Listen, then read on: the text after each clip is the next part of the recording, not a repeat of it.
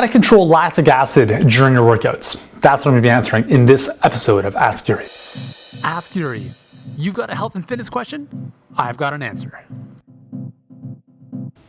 Hey guys, how's it going? Yuri Elkaim here. I've got an interesting question here from Akash, who wants to know, is it possible to control the lactic acid secretion in our body while working out? If our body must be slightly acidic, is it producing lactic acid? What's the exact work of it? How does it, I don't think the English was the best here in the question, but I think we're getting the gist of it. So he wants to know how to control lactic acid. Is there a way of reducing it during your workouts? And that's a really good question. First of all, we need to understand what lactic is, what lactic acid is, why it's produced. So lactic acid is essentially a waste product. When your body is, so if I'm speaking here, okay, if I'm speaking to you, what my body is using predominantly as an energy system is the ATP-PC system. So if I quickly go like this, if I quickly do that, that's mainly ATP and phosphocreatine, the ATP-PC system, which gives me a quick, or gives my muscles a quick surge of energy to perform that, okay, just like that. However, if I'm just standing here and I'm talking, most of my energy is coming from the aerobic system, okay, which means that my body is able to furnish all of its cells with enough oxygen to perform the activity. As I'm standing here, I'm not producing lactic acid, right? And the reason for that is because I haven't switched over into the anaerobic or glycolytic energy system. So, or the lactate system. There's so many names for it, it's actually pretty funny. So what happens is that, let's say we're working out, or let's just use the example of running, because I think running is a really good example. Let's say I'm jogging, okay? I can jog and carry a conversation. I'm at my talk test pace. You can walk and do the same thing. Your body's not producing any significant amount of lactic acid.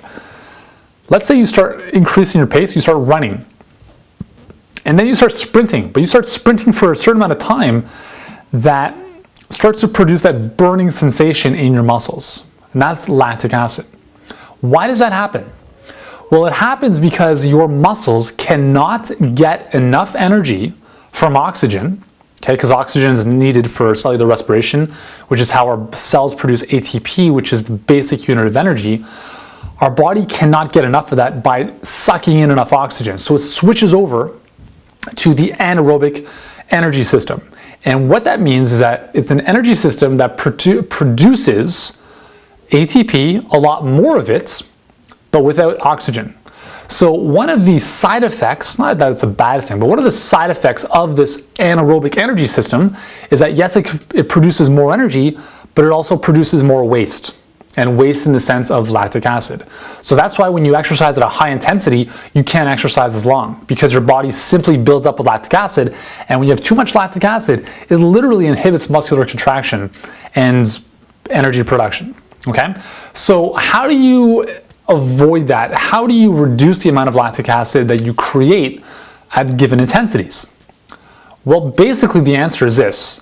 You need to train at those intensities or higher, so that your body becomes fitter, so that what used to be its lactate threshold is now a lot higher. And this is one of the things that really separated Lance Armstrong when he was cycling, and maybe it wasn't this, but maybe it was, the drugs that he was on.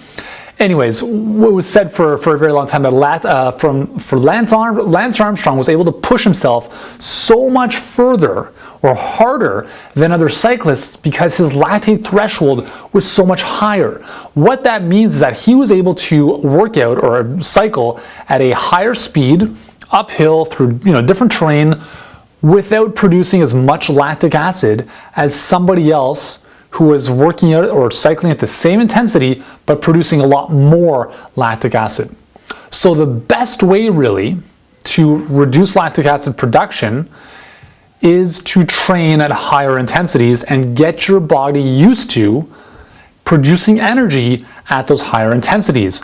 As your body becomes fitter and stronger and more fit in that sense, what used to be very challenging now becomes a little less challenging.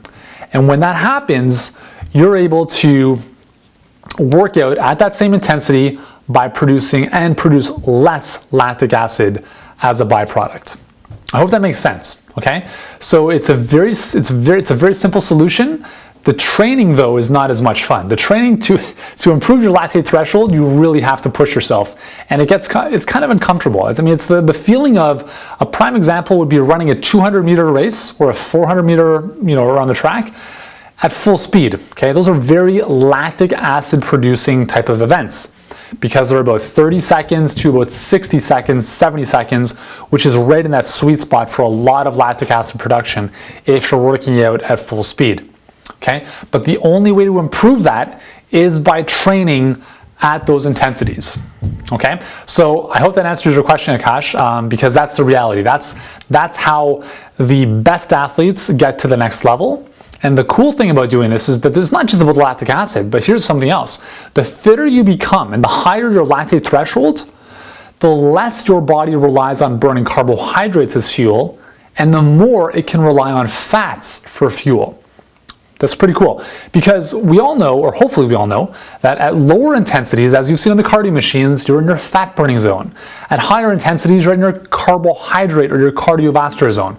All that means that the higher intensity you work at, the more carbohydrates you use. The lower the intensity, the more fat you use as a fuel. But here's the cool thing.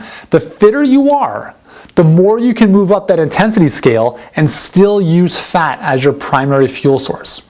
That's why it's because your body is looking to spare muscle glycogen. It's looking to hold on to it. That's how your carbohydrates are stored in your body. And it's going to start to say, hey, you know what? We need to conserve this. Let's use fat instead. But that doesn't happen unless you reach a certain level of fitness where your body can do that. All right, so I know this is kind of a technical exercise physiology type of answer. Really good stuff to know, though, and hopefully that answers your question. So that's about it. Thanks for the question. If you have any other questions, join me on Facebook. The URL is below this video. And don't forget to like the page, ask your question. I'll be sure to answer it in an upcoming video. And I look forward to seeing you in the next one.